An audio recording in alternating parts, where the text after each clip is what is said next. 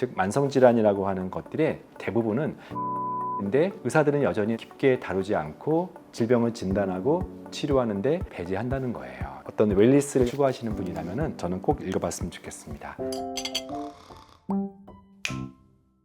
네, 안녕하세요 구독자 여러분. 이번 시간에도 좋은 책을 소개하려고 합니다. 4월 달에 나왔으니까 촬영 기준으로 지난달에 나온 책인데요. 굿 에너지, 지은이는 케이시 민스, 또 켈리 민스라고 해요. 한국경제신문에서 나온 책인데요. 굿 에너지, 에너지라는 제목 어디서 많이 들어보셨죠?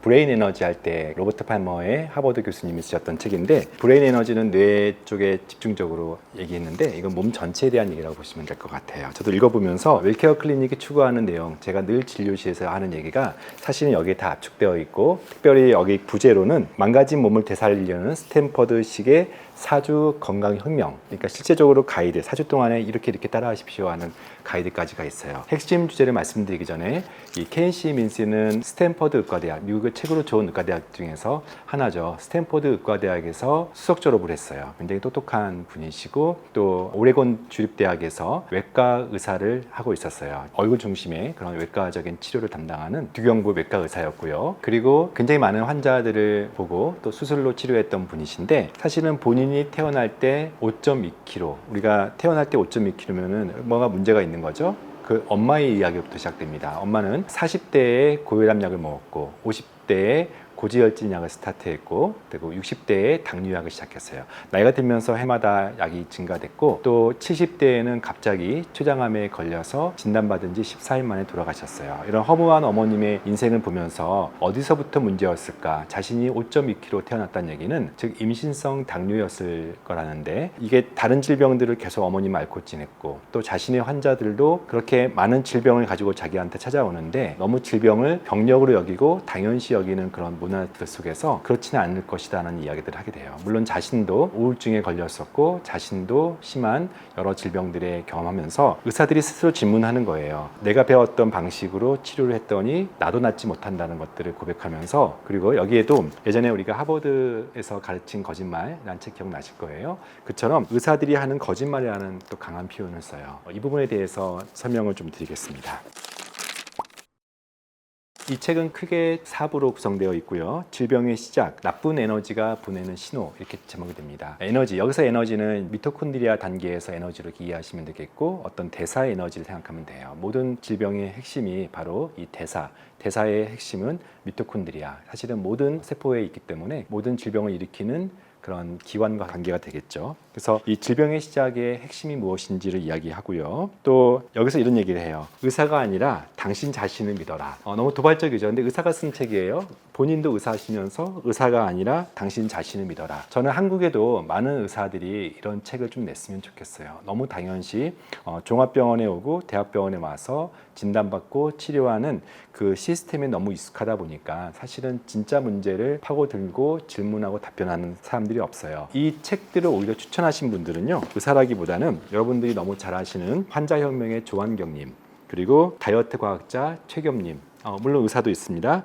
닥터 라이블리의 최지영님, 이런 어떤 결이 맞는 분들이 이 책을 추천하고 먼저 읽고 또 소화하신 것 같아요. 여기서 말한 것도 사실은 환자혁명의 조한경님이 늘 이야기하시는 내용들과 많은 부분에서 유사한 것들을 제가 볼 수 있을 것 같아요. 의료계의 가장 큰 거짓말이라고 표현하는 것들은, 많은 병들이 기전은 잘 모르고, 예를 들면 암 같은 경우는 우리가 기전은 잘 모른다고 해서 스포라딕이라는 표현을 써요. 이거는 한국말로 표현하면 우연히, 그냥 돌발적으로 잘 모르겠는데 뮤테이션, 돌연변이로 인해서 생긴다고 표현해요. 환경적인 요인이나 유전적인 요인은 그 다음 요인으로 쳐요. 잘 모른다는 얘기예요. 사실은 많은 질병들을 잘 모른다고 표현해요. 치매, 물론 기전들이 있지만 왜 베타 아밀로이드가 뇌에 침착하는지를 설명을 잘 못해요. 그러나 여기서 말하는 것들의 사실은 80% 이상은 생활습관, 즉 만성질환이라고 하는 것들의 대부분은 생활습관인데, 의사들은 여전히 생활습관에 대해서 깊게 다루지 않고 본인 스스로도 생활습관에 대해서 이해를 못한다는 것들을 강조하면서, 그게 바로 의료계가 가장 큰 거짓말, 질병을 진단하고 치료하는데 가장 중요한 생활 습관에 대해서 배제한다는 거예요. 이렇기 때문에 이 책에서는 가장 강조하는 게 많은 질병들이 생활 습관으로 고착이 되고 생활 습관의 개선을 통해서 치료가 된다는 것을 강조하는 부분이 있습니다. 중간중간에 팁도 있어요. 어떤 의사기 때문에 여러 환자들의 데이터를 분석해 봤을 거 아닙니까? 예를 들면 콜레스테롤, 우리가 흔히 나쁜 콜레스테롤 LDL이 150 이상이면 의사들이 약물 처방, 스타틴을 하는데 그런 관점 말고요. 더 중요한 마커는 중성지방, 트리글리세라이드, 좋은 콜레스테롤 불리는 HDL, TG 나누기 HDL. 한번 여러분의 검진 데이터를 보세요. TG 나누기 HDL. 예를 들면 TG 중성지방이 150, HDL이 만약에 30이면은 30이 분모고 150이 분자면은 5가 되는 거죠. 이렇게 중성지방 나누기 HDL이 3 이상이면 매우 심각한 질병이라고 얘기를 해요. 이것을 이제 인슐린 저항성으로 표현하기도 하고요. 보통은 1.5가 안 되게끔 가장 좋은 것은 1대1 비율, 중성지방이 70, HDL이 70 이런 식으로 설명하는 것들을 이제 중간중간에 팁으로 보여주기도 해요. 또 한 가지 바이오마커 중에 이렇게 병원에 와서 하는 피검사 말고 이 책에서 몇 번 강조하는 것이 CGM, 뭔지 아세요? Continuous Glucometer라고 해서 연속 혈당 측정계. 저도 지금 사실은 차고 있거든요. 최근에 저희 직원들과 함께 이 CGM을 차면서 서로 이렇게 다이어트 챌린지, 건강한 식단 챌린지를 좀 도전하고 있는데 요즘은 이제 이런 CGM을 포함해서 스마트폰을 통해서 또는 와치를 통하여서 굉장히 많은 생체 리듬들을 해석하고 그것들을 질병 관점이 아니라 건강 관점에서 보는 부분에 대해서 이 책에서도 많은 소개를 하고 있어요. 특별히 이 책에서 가장 강조하는 그리고 가장 많은 부분을 활용하는 게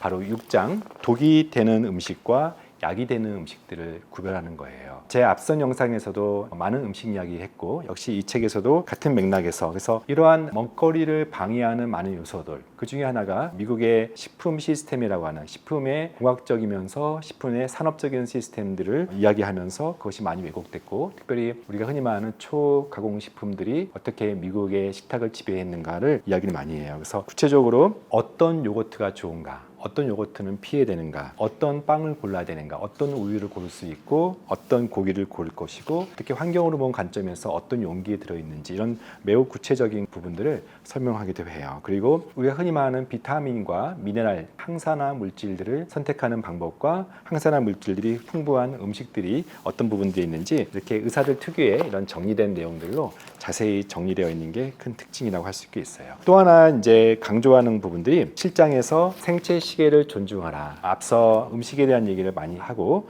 동시에 수면에 대한 얘기도 많이 해요. 저희 클리닉 역시 잘 먹고 잘 자기 이 두 가지를 매번 강조하는데 역시 수면에 대한 얘기를 참 많이 해요. 저도 제가 썼던 책 당신이 잘 잤으면 좋겠습니다라는 책을 통해서 수면 리듬, 아침에 우리가 몸을 깨우는 그런 코티졸이 분비되고 밤에 우리 몸을 재우는 멜라토닌, 수면 리듬에 우리 몸을 맡겨서 수면에 진심이어야 된다고 늘 강조하고 상대적으로 약하게 강조되는 것이 바로 수면 그리고 수면에 대한 준비, 수면에 대한 방법들, 수면에 대한 의지 이런 부분들을 많이 다시 한번 강조해요. 태양의 활동, 서카디안 리듬을 통해서 우리가 어떻게 일중의 에너지를 얻을 것인지 그리고 역시 수면과 관련돼서 다양한 대사의 장애들 특별히 미토콘드리아 관점에서 전반적으로 수면에 대해서 좀 더 잘 잘 것을 그리고 자려고 노력할 것을 강조해요. 현대 사회가 앗아간 건강 되찾기에는 또 중요한 부분을 다루고 있는데 그 중에 하나가 자세예요. 즉 척추를 항상 이렇게 펴고 특히 등이 말리지 않도록 해야 되는데 특히 사무실 환경에 익숙해지신 많은 현대인들이 굉장히 등이 굽고요. 어깨가 좁아지는 것들을 많이 경험할 거예요. 척추의 정렬이라든지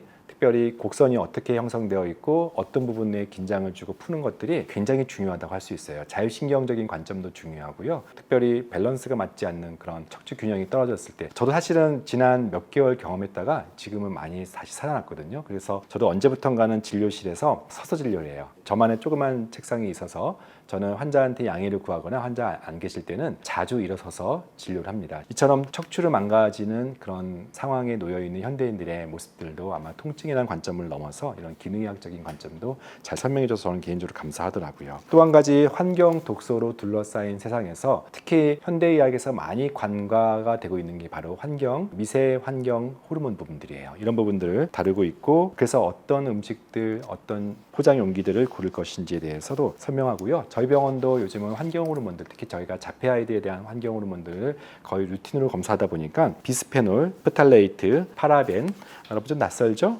트리클론산, 다이옥신, 폴리여마, 비페닐, 즉 PCB 이런 부분들에 대해서 저희도 이렇게 검사를 해요. 자폐 아이들 같은 경우에 한 20-30%, 또 피부가 안 좋으신 분들의 한 20% 정도에서 환경 호르몬 수치가 정상 범위를 벗어난 것들을 좀 저희도 봅니다. 또 중금속이라든지 이런 부분들을 강조해서 우리가 살고 있는 이 건강하지 못한 세상 속에서 건강하게 노력하는 그런 모습들을 강조하는데요. 그래서 운동, 또 환경 호르몬 이런 관점에서도 새로운 시각들을 줍니다. 무엇보다 9장에서 강조하는 것은 건강을 위한 담대한 마음, 즉 내면 소통 이야기를 여기서도 해요. 매우 밸런스 있는 책이라고 저는 느껴지는데 이 책의 모든 부분에서 이 음식, 수면, 자세 그리고 지금 말하는 마음 건강이라는 부분도 같이 다루고 있어요. 불안, 공포, 우울 이런 정서적인 뿐만 아니라 특별히 ADHD, 자폐, 치매, 파킨슨 같은 뇌과학적인 관점에서도 내 몸속에 어떤 현상이 벌어지고 있고 내 두뇌 속에 어떤 일들이 벌어지고 있는지를 알아차리는 것에 대해서 말을 하고 있습니다.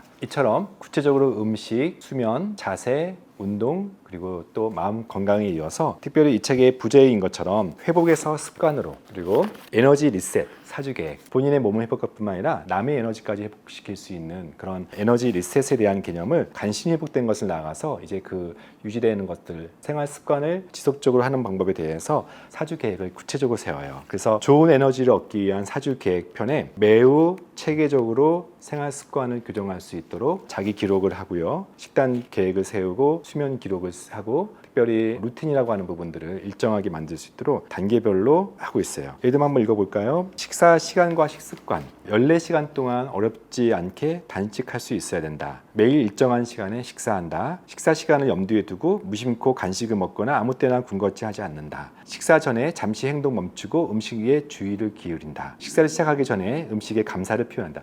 즐겁게 먹는 것이 중요하다고 얘기해요. 한 입 한 입 천천히 완전히 씹어서 삼키려고 노력한다. 반드시 자리에 앉아 식사한다. 식사 중에는 스마트폰을 사용하지 않는다. 식사 중에 TV를 보거나 컴퓨터를 사용하지 않는다. 대체로 친구나 가족, 동료 등 다른 사람들과 함께 식사한다. 옥시토신 이야기죠. 잠들기 3시간 전에는 음식을 먹지 않으려고 노력한다. 이렇게 질문하는 것들을 통해서 체크포인트, 그것을 그 다음번에 다시 점수를 매기고 이런 부분들을 연습을 해요. 예를 들면 운동에 대해서 읽어볼게요. 매일 웨어러블 만보기를 사용합니다. 저도 이 7000보 알람이 돼 있어서 7000보가 되지 않을 때는 계속 이 알람을 주면서 데이터상에서 최소 7000보를 걷는다. 꾸준히 사용하여서 안정시 심박수, 저도 아예 처음 세트에 맥박수를 계속 보여줘요. 지난 한 달 동안의 안정시 심박수 평균이 60 미만이었다. 이것이 쉽지 않아요. 그러나 노력하셔야 되는 거고, 일주일 동안에 150분 정도의 중간 강도 존 2나 존 3의 운동, 일주일에 30분 이상의 근력 운동을 최소 2번은 한다. 1시간 이상 앉아있지 않고 의도적으로 일어서서 최소 2분 이상 움직인다. 일주일에 최소한 한 번은 운동이나 신체 놀이, 여기서 놀이는 즐거운 놀이예요. 남들과 어울려서 하는 놀이라든지 혼자 하더라도 좀 즐거운 놀이를 할 수 있는 것들을 한다. 이런 것 점수를 매기면서 부분이 있어요. 그래서 많은 부분들, 독소 부분들, 수면 부분들, 정서적인 부분들, 그리고 중금속과 관련된 그런 부분들, 이렇게 해서 계속 체크하면서 이런 일지를 쓰고요. 또 3가지 기본 습관 들이기 하면서 불경한 3일일체를 몰아내기. 첫 번째가 정제당 먹지 않기, 정제 곡물을 먹지 않기, 공장 제조 중지유를 먹지 않기. 여러분들 많이 강조했던 부분들이죠. 저는 항상 환자들한테 밀가루 먹지 마세요 를 달고 살아요. 밀가루만 먹지 않아도 사람들이 충격을 받아요. 어떻게 밀가루를 안 먹지? 빵도 밀가루, 국수도 밀가루, 우리가 좋아하는 모든 것들은 다 밀가루고 배달되는 것은 모두 밀가루인데, 밀가루를 먹지 않기로 노력하는 순간 진짜 많은 것들을 먹게 되거든요. 그래서 밀가루 먹지 않기, 매일 섬유질 50g 이상 섭취하기, 프로바이오틱스가 풍부한 식품, 그러니까 내가 좋아하는 게 아니라 내 속에 장내 미생물이 좋아하는 맥이라 그러죠. 그래서 맥 다이어트, 나만 좋아하는 게 아니라 장내 미생물이 좋아하는 프리바이오틱스 개념. 오메가3 지방산 섭취량을 하루에 최소 2g, 구체적으로 2g이 어떤 것인지 여기 잘 나옵니다. 다양한 채소를 통한 항산화제, 미라 영양소, 폴리페놀 섭취 늘리기. 다양한 채소와 과일들을 말하는 겁니다. 끼니마다 최소 30g의 단백질, 가장 강조하고 있는 부분 중에 하나가 단백질, 좋은 지방 부분들이에요. 그래서 이렇게 굉장히 많은 도표로 또 자세한 음식원들이 어떤 것이고 어떠한 부분들이 구체적으로 어떤 용량인지를 자세하게 표로 이렇게 나와 있으니까 참고하시면 될 것 같아요. 마지막 장은 식탁 위의 건강에서 레시피인데 한 가지 아쉬운 거는 이 레시피는 서양 사람들의 기준이에요. 그래서 우리가 잘 경험하지 않는 예를 들면 푸딩 같은 그들의 간식들이 좀 많이 있는데 그래도 스무디 만드는 방법 그리고 우리가 흔히 말하는 야채찜이라든지 이런 부분도 있어요. 아마 이 파트는 좀 더 출판사가 한국인의 식탁에 맞게끔 좀 리바이스하거나 좀 부록을 넣었으면 좋겠고 여러분도 잘 모르면 제가 늘 보여주는 홀썸 모먼트님이나 우리 라이벌리 스무디님의 그런 영상들을 참고하셔서 구체적으로 재료 최근에는요 우리 에리님의 식탁과 관련된 좋은 영상들이 또 공유되고 있으니까 참고하시면 되겠습니다. 오늘은 이 굿에너지 어떻게 보면 저희 웰케어 클리닉이 추구하고 늘 진료 시세하게 하는 부분들이 이 안에 다 담겨져 있어서 어떤 웰리스를 추구하시는 분이라면 저는 꼭 읽어봤으면 좋겠습니다. 네, 감사합니다.